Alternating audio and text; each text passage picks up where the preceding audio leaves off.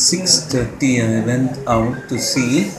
the statue of Saint Joseph Vase was damaged, and also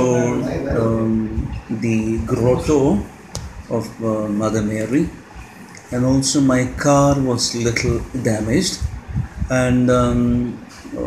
compound light. Yeah, compound lampshades or lights, also the cemetery lights, and the damage to the neighboring house, and also came to know that he was caught by our neighbors and given to the police control. So I told the police inspector Vijay Chudankar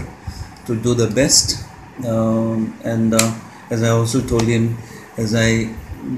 trust my God Jesus, so also trust the police inquiry, and whatever necessary steps and action to be taken should be taken as per the law. Person, as I came to know, is a Bihari,